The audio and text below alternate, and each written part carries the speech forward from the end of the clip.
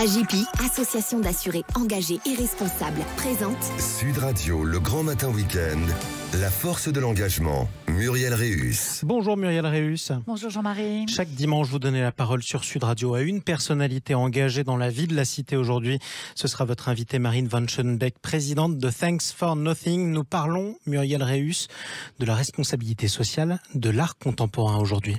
Oui, on parle de la responsabilité sociale et de l'art contemporain et surtout de l'impact social de l'art contemporain. Alors pour certains d'entre nous, la culture et l'art dans toutes ses dimensions nous accompagnent au quotidien. Pour d'autres, la relation avec le monde de l'art est plus complexe. Pour certains, elle est inexistante, tant la survie au quotidien est accaparante. Je pense là aux personnes les plus démunies et les plus en souffrance dans ce monde qui, tous les jours, nous rappelle les inégalités qui sévissent dans notre société. Mais qui ne se souvient d'un livre, d'une peinture, d'une musique, d'une sculpture qui nous a interpellés, émus, qui a ouvert une porte, une réflexion nouvelle. Les artistes sont des compagnons indispensables, parfois discrets, secrets, parfois encombrants. On les admire, on les rejette, on est séduit ou réservé, mais rarement indifférent. Durant la pandémie, dans cet espace limité qui s'est imposé à nous, l'art est devenu une bouffée d'oxygène.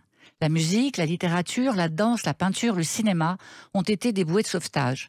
Dans ces moments-là, très forts de solitude, les artistes ont joué un rôle majeur.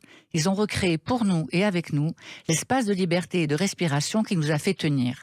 Ça, c'est un signe de l'impact du monde de l'art. La Biennale d'art contemporain à Riga en Lituanie a été annulée par sa propre créatrice et l'intégralité du budget a été affectée à la création de centres d'urgence des réfugiés ukrainiens voisins. 2 ans de préparation rayés en un seul trait, celui de l'entraide.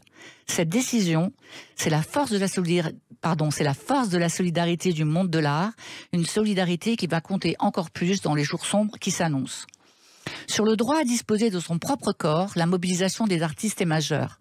Les œuvres engagées ne se contentent pas d'être produites dans un contexte de défense des droits des femmes. Elles sont une réaction, une contre-attaque à une situation politique. Ce troisième signe, c'est celui de l'influence du monde de l'art. Alors je pourrais multiplier les exemples à l'infini, mais on le voit bien, l'art, ce ne sont pas que des créations. Les artistes contemporains ont investi l'ensemble du champ social. Leur travail crée un rapport, une autre vision, une autre conscience des événements qui nous entourent et qui nous impactent.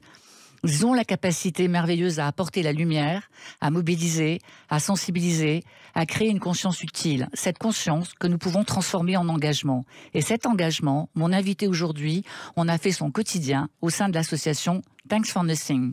Et justement, on accueille Marine Van Schoenbeck. Bonjour à vous, présidente de Thanks for Nothing. Bonjour Marine, merci d'être avec nous aujourd'hui.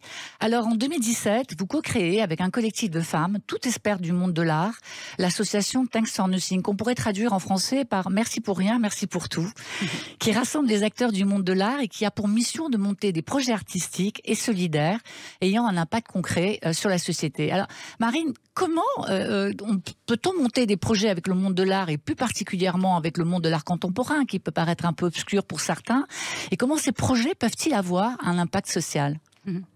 Bonjour et merci de me recevoir.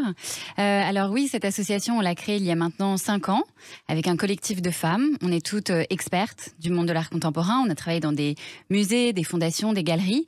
Et puis, notre passion de travailler avec des artistes était réelle. On a vu à quel point les artistes, comme vous le disiez très justement, ont un regard et offrent une palette de compréhension du champ social, à la fois des événements qui concernent les droits des femmes, les droits des minorités, les questions environnementales, évidemment. Donc ça, c'est une réalité auquel on a été confrontés pendant des années sous la forme d'expositions, de festivals, de conférences. Et à côté de ça, on travaillait en fait toutes de façon bénévole sur notre temps libre dans des associations. Et on s'est dit, comment est-ce qu'on peut concilier notre vie professionnelle et notre vie personnelle et faire bénéficier, comme vous le disiez très justement, de la lumière de ces artistes qui offrent un regard différent. Et au-delà de ça, comment est-ce qu'on peut avoir un impact concret par des projets qui éveillent les consciences et après récoltent des fonds pour des projets de terrain. Alors on va revenir sur les projets tout à l'heure, bien évidemment. Moi j'aimerais venir un petit peu sur vous. On vient toujours de quelque part, évidemment. Vous avez été biberonné, si j'ai bien compris, à l'engagement politique. Le vôtre est plutôt social et humanitaire. Vous avez beaucoup voyagé, vous êtes confronté à des modèles différents, notamment aux États-Unis, au Musée d'art contemporain de Chicago. Ça vous a permis d'appréhender l'art de façon globalisée et de façon internationale. Ensuite, le Centre Pompidou, la FIAC, une galerie célèbre. En fait, toutes ces expériences ont fait de vous une experte du fonctionnement du monde de l'art et de ses acteurs. Vous avez 4 associés, Anaïs, Bensabé, Blanche et Charlotte. On n'a pas le temps d'écrire leur parcours, mais elles aussi sont vraiment des expertes accomplies. Alors, en quoi ce parcours a-t-il produit pour vous cette nécessité d'engagement citoyen ? Eh bien, comme vous le disiez, effectivement, on part de quelque part. Et moi, j'ai vraiment été élevée dans un environnement très politisé, où la question de la responsabilité sociale était posée quotidiennement. C'est-à-dire que pour moi, la question de à quoi on sert et qui on sert est essentielle. Et ma passion m'a amenée à travailler avec les artistes qui, en fait, eux-mêmes se posent cette question. Et à travers le parcours, comme vous l'avez décrit, que j'ai eu et que mes associés ont eu, on s'est rendu compte, en fait, de la capacité qu'on avait au bout de 15 ans à pouvoir fédérer des très grands artistes, des directeurs de musées, des collectionneurs, des galeristes, pour les amener à finalement des choses qu'ils côtoient au quotidien. Plein de gens sont engagés à titre personnel, mais on voulait systématiser cet engagement et offrir une plateforme de rencontres concrètes entre ces différents acteurs et leur dire, voilà, nous, au quotidien, sur notre temps libre, on travaille avec des associations et finalement, pourquoi ne pas les réunir ? Par exemple, dans une institution que vous connaissez peut-être, qui est le Palais de Tokyo à Paris, où on a mené notre premier projet. On peut aussi parler, parce qu'on pourrait se dire quel rôle joue l'État au travers de ces institutions. Est-ce que vous avez ressenti aussi dans cette création la nécessité de créer un pont, parce que l'État-providence ne joue plus complètement son rôle. Est-ce que ça, c'est quelque chose que vous avez repéré réellement ? Oui, alors moi, je suis très attachée au service public. C'est des choses que je défends totalement. J'ai commencé ma carrière au Centre Pompidou, donc il y a une institution publique qui a pour tutelle le ministère de la Culture. Évidemment, les ministères ont un rôle considérable dans la pédagogie, la transmission. Ces établissements sont fondamentaux dans le rôle sociétal qu'ils jouent auprès des publics et des larges publics pour diffuser la culture. Cependant, la réalité du quotidien, c'est qu'effectivement, les subsides publics diminuent. Et au-delà de cette réflexion, moi, ma réflexion et celle de mes associés, ça a été de dire il y a aussi une capacité réelle des citoyens à changer les choses. Et donc, vraiment, notre volonté a été de se dire, à l'échelle individuelle, comment est-ce qu'on peut emmener une communauté, un réseau, des acteurs qu'on connaît très bien et qui nous font confiance grâce à la carrière qu'on a menée, vers cet engagement social. Et si je peux donner un exemple, eh bien, c'est celui du Palais de Tokyo, notre premier projet, qui a été monté, je dirais, de façon très spontanée, avec une galeriste qui s'appelle Chantal Crouzel, chez qui je travaillais à l'époque. Et on a dit, faisons une exposition, une vente aux enchères pour soutenir l'accueil des réfugiés en France. Et en quelques mois, mais vraiment très rapidement, des acteurs majeurs du monde de l'art se sont mobilisés, des artistes nous ont offert des œuvres qui ont été présentées sous la forme d'une exposition gratuite au Palais de Tokyo, puis vendues ensuite par une grande maison de vente aux enchères qui s'appelle Christie's. Et on a récolté plus de 2 millions d'euros. C'est considérable pour des associations. C'est une façon vraiment de les aider considérablement. Alors le monde de l'art, bien sûr, mais aussi les jeunes. Vos 3 projets, vos engagements sont au nombre de 3. Les réfugiés, vous venez d'en parler, les droits des femmes et l'éducation. Alors sur l'éducation, que faites-vous ? Comment faites-vous pour embarquer ces jeunes, pour leur donner des exemples, pour leur donner le désir de s'engager ? Aujourd'hui, on sait bien que, on le voit bien avec la grande démission et avec cette volonté des jeunes de s'engager dans des entreprises à responsabilité et à sens. Comment apportez-vous cette pierre à l'édifice ? Comment embarquez-vous ces jeunes avec vous ? Alors, dès le départ, en fait, parmi les premiers projets, donc il y a eu cet événement au Palais de Tokyo, mais on a aussi monté un colloque en collaboration avec le Musée du Louvre, qui est évidemment une plateforme magnifique pour recevoir des personnalités et inviter tout le grand public à les rencontrer. Et donc ce colloque, c'est un colloque qui s'appelle Art et Engagement et qui donne la parole de façon équitable à des personnes qui se sont engagées dans le monde de l'art, par exemple des artistes qui ont créé des écoles de transmission dans des quartiers défavorisés ou à l'étranger, dans des pays où la culture et les écoles d'art n'existent pas. Et de l'autre côté, on les met en conversation avec des humanitaires de terrain. Donc par exemple, la Maison des Femmes à Saint-Denis, qui est venue partager son combat au quotidien pour les femmes victimes de violences conjugales.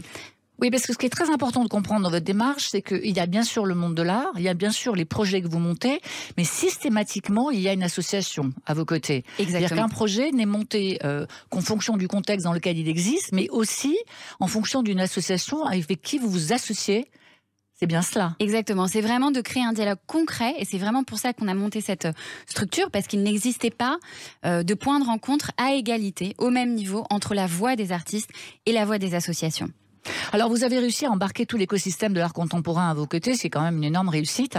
On sait que ce monde de l'art et de l'art contemporain en particulier draine des capitaux très importants. D'ailleurs, par moments, c'est aussi, on peut être choqué par ces capitaux qui sont drainés par ces artistes et par l'ensemble des institutions. Pourtant, c'est un élément très important des dispositifs que vous avez mis en place.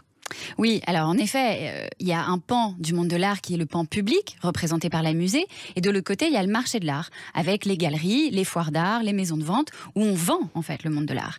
Et cette partie-là, nous, on la connaît aussi très bien, puisqu'on y a travaillé, et on sait la valeur de l'art.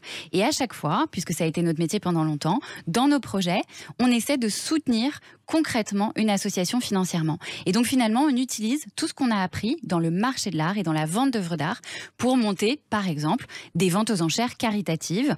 Et ça, on le fait très régulièrement. Et ça permet à la fois de donner de la visibilité aux associations qu'on soutient, comme on le disait, mais systématiquement d'avoir aussi un impact concret financier qui permet ensuite de développer des projets pour ces associations. Donc des fonds financiers, de l'argent bien utile pour les associations. Alors en février 2020, vous avez été retenu dans le cadre d'un appel à projet par la ville de Paris pour l'installation d'un centre d'art et de solidarité au cœur de l'ancien hôpital Saint-Vincent-de-Paul. Ce projet, vous l'avez appelé La Collective. C'est un très très gros projet, peut-être votre projet majeur aujourd'hui. Il devrait ouvrir en 2024. Vous pouvez nous en parler un petit peu ? Oui, bien sûr. Alors effectivement, donc juste avant la pandémie, on a remporté ce grand projet. Donc c'est l'ancien hôpital Saint-Vincent-de-Paul. Certaines personnes le connaissent aussi parce que ça s'est appelé les Grands Voisins. Et c'est un lieu qui accueillait des associations et des projets aussi culturels. Et là, effectivement, on crée notre propre centre d'art et de solidarité.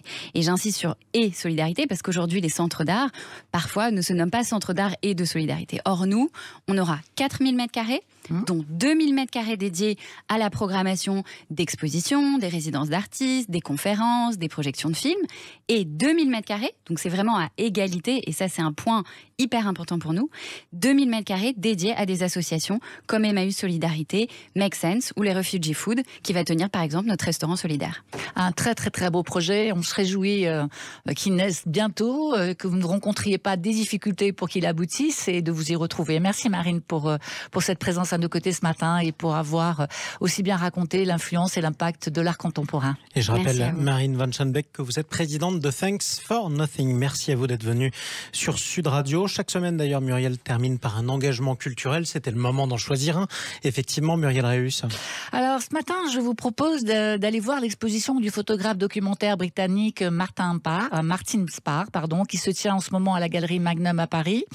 Ses premiers reportages en noir et blanc au milieu des années 80, réalisés dans le nord de l'Angleterre, traitent de ce qui sera sa détermination pour les décennies à venir. Capter les us et coutumes de ses concitoyens. Il s'intéresse à la vie ordinaire et à l'ennui. Il dira d'ailleurs que la notion de l'ennui le fascine. Ne jamais rechercher le sourire est chez lui une revendication. Après, c'est une portraits en noir et blanc, ces reportages en noir et blanc vont arriver, ces séries en couleur, des couleurs fortes, outrageuses, comme ces sujets d'études, la surconsommation en Occident, la richesse insolente, l'opulence débordante. En fait, Jean-Marie, je l'ai choisi évidemment pour son travail engagé. Je l'ai choisi aussi parce que on retrouve son influence partout, dans la pub, dans la mode, dans les documentaires, et aussi parce qu'il a fait don récemment d'une de ses photos à l'association de Marine, Thanks for Nothing, pour soutenir la fondation des Petits Frères des Pauvres qui luttent contre l'isolement des personnes âgées. Voilà, merci Marine, on ira tous à la collective pour son ouverture. Merci Jean-Marie, et je crois que l'on se retrouve dimanche prochain. Exactement, à la même heure, à 8h13, dans le Grand Matin Week-end. Merci à vous Muriel Reus. Merci.